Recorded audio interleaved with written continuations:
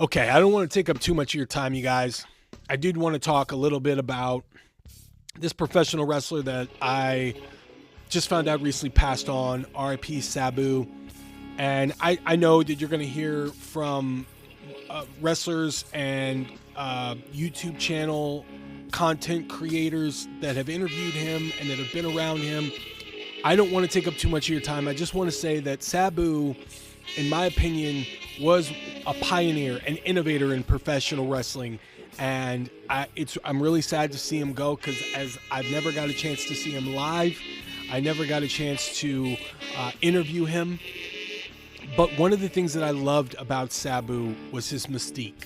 He kept his gimmick and kept it in a way where it was honorable. It was something that you don't see too much in professional wrestling. You know, his silence when he came out to wrestle, and he never really cut promos. He never did backstage vignettes. And in Japan, when I would see some of his matches in Japan, the audience was terrified. He had the Hannibal Lecter entrance when he first started in Japan.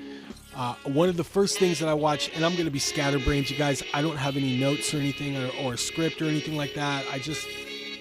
When I saw the news, I instantly started to think about all of these things that I wanted to say, and I know this doesn't really measure up to a lot of what you're going to hear from other guys like Rob Van Dam, like Mr. Bully Ray, like Mr. Paul Heyman, and all like Mr. Taz. Some of the guys and Mr. Van Dam is the most important one because he's got his YouTube channel and his podcast with Dominic D'Angelo.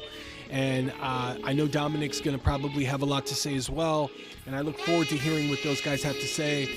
Like I said, I don't have a lot of history with Sabu, but the one thing that I can speak on is from a fan's perspective. So this is just going to be quickly just to kind of share the memory of Sabu from my perspective and for what it's worth. You know, I remember when ECW Barely Legal was April 1997, and Sabu showed up on WWF Raw in the build-up. I think it was in January. It was close to the Royal Rumble. I do remember that. Or it might have been December.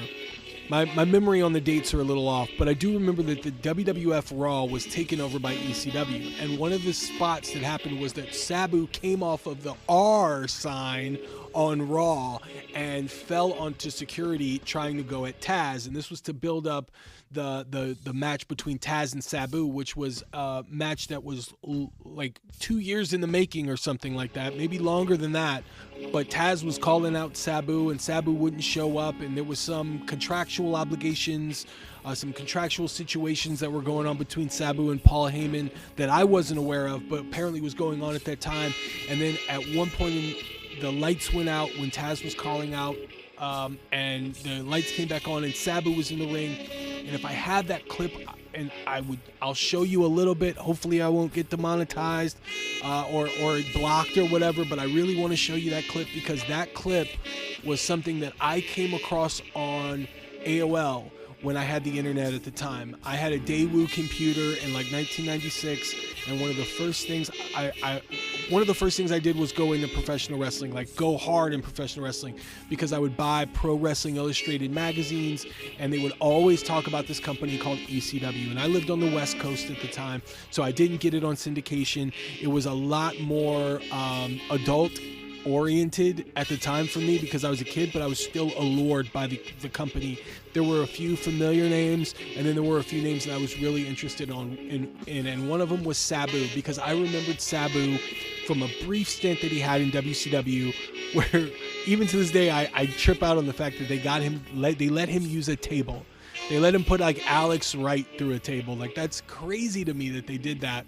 But they loved Sabu. And then I didn't know this, but I found recently that the WWF was really interested in Sabu in 1993, and Grapple Clips on Twitter, which I love that channel because he shows like all these clips of these great matches. I love that channel so much. I champion that channel. Showed a clip of Sabu's tryouts for the WWF. And I just loved his character. I loved the aura that he had. I loved his ability to say so much without ever saying a word.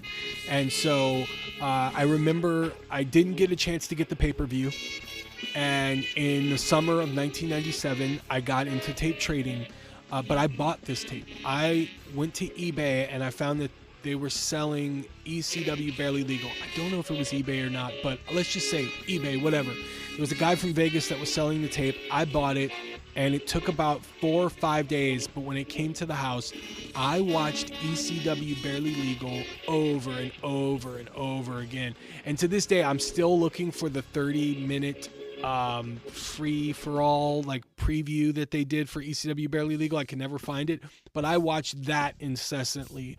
I watched that pay-per-view 100 times easily. I was obsessed with it. Everything from, like I said, the 30-minute preview to the show and the build-up with Joey Styles going over the show and showing video clips from the television show and video packages in the build-up to the matches, to Terry Funk as a 53-year-old hardcore legend winning the ECW World Championship, but primarily was Sabu against Taz, because they did such a great job of convincing me that that was a huge match. And once I started to tape trade and go down that rabbit hole, I understood why that match was so huge. And their chemistry, Taz and Sabu, they had the best chemistry. And then you insert Rob Van Dam, you insert Bill Alfonso, who turns on Taz and joins Sabu and Rob Van Dam. Just huge moment for me as a kid, and I'll never forget that. And you know, like I said, later when I was tape trading and I was getting into it, one of the matches that I came across was Sabu against Cactus Jack from National Wrestling Council in like the 90s, 96 or so. And there was always something with Sabu, whether it was the Born to Be Wired match with Terry Funk, whether it was him in Japan. He was such an exciting performer. His matches with Rob Van Dam, the Matter of Respect match, the Stretcher match, those were matches that I had always wanted to see as a kid. And when I watched them, they were great matches to me, because there was nobody like Sabu. There was nobody like Rob Van Dam. These guys were pioneers. They're innovators. Without those guys, without Sabu, without Rob Van Dam, without Taz, you might not see a lot of the superstars that you see right now on television, for better or for worse, you know. And I just want to take this time to just let you know that that Sabu was a great performer. I was always into his matches, and I'm sad to see him go. And I look forward to hearing some of the legends speak their piece on the performer of Sabu, like from Rob Van Dam, from Shane Douglas, from Taz, from Stevie Richards, from Lance Storm. These guys, even from Conan and Disco Inferno. I don't know if Disco got the opportunity to wrestle Sabu, but I distinctly remember Sabu in WCW in 1995, but I'm not sure if he wrestled Disco Inferno.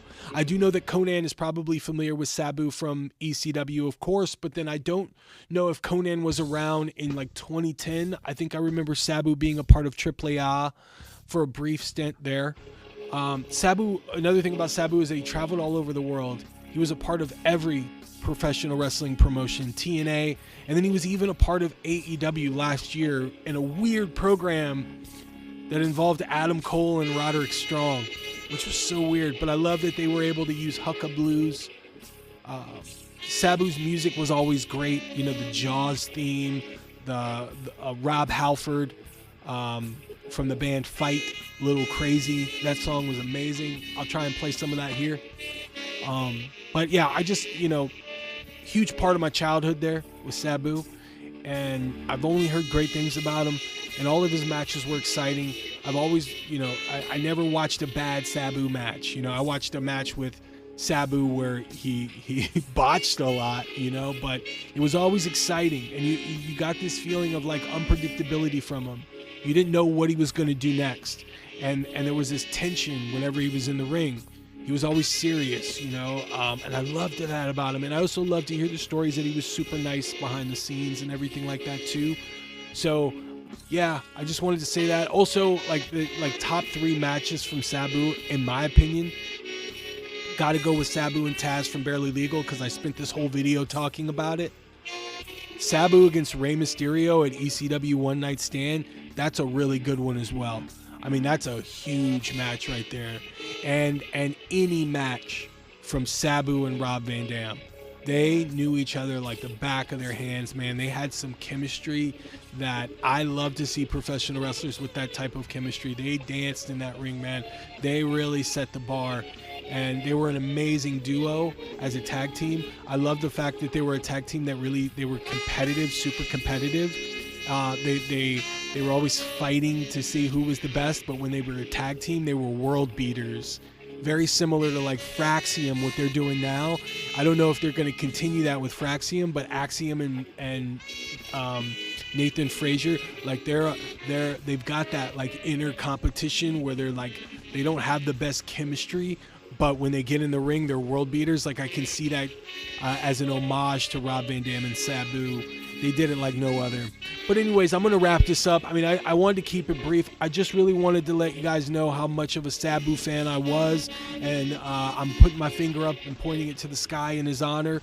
And if you guys want to let me know some favorite Sabu moments or Sabu matches that maybe I might not have seen because I've watched a lot, but I don't think I've watched them all, please let me know in the comments. And, in honor of Sabu, maybe I'll do a couple of reviews of some of his matches or something and throw it up. I don't know, but I don't even know what I'm saying right now. All I know is that I felt like I had to jump on here and kind of speak my piece about it because it hit me out of nowhere. I couldn't believe it, and I was pretty shocked. And I'm